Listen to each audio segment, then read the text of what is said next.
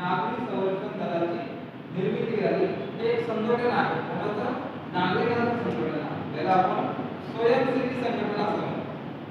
म्हणजे स्वइच्छेने या दलामध्ये व्हॉलंटियर म्हणून आपण काय करायचं? भरती व्हायचे आणि भविष्यामध्ये देश सेवा करायची. जसं नेव्ही, आर्मी, एअरफोर्स या पद्धतीने भारताच्या सीमेचं रक्षण करतो, तसंच सिव्हिल डिफेन्स काय करतात की देशामध्ये राहणाऱ्या नागरिकांचं रक्षण करतात. अचानक अशा आपत्ती येतात, कोणत्या? मानवनिर्मित आणि नैसर्गिक आपत्ती येतात.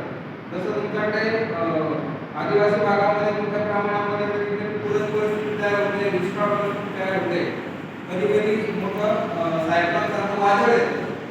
अशा काळामध्ये आपण काय करतो? घाबरून जातो आणि घाबरून झाल्यानंतर नागरिक काय होतात?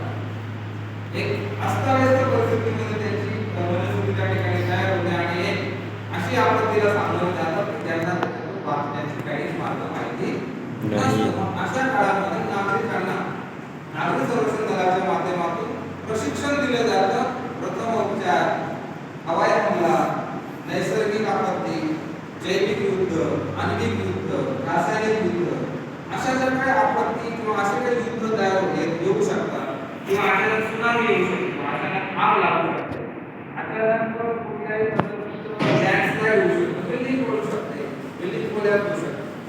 अशा स्थितीमध्ये आपण जास्त प्रमाणामध्ये शासनाच्या फायर ब्रिगेड वगैरे त्या ठिकाणी काय होत असतं? वाट बघत असतो, मदत मागत असतो. पण तसं न होता नागरी संरक्षण दलामध्ये 5 दिवसाचा एक बेसिक कोर्स असतो. त्या कोर्सच्या माध्यमातून 18 वर्ष पूर्ण असलेल्या व्यक्तीला त्यामध्ये सहभागी करून घेतलं जातं. त्यांना हे सगळं प्रशिक्षण दिलं जातं.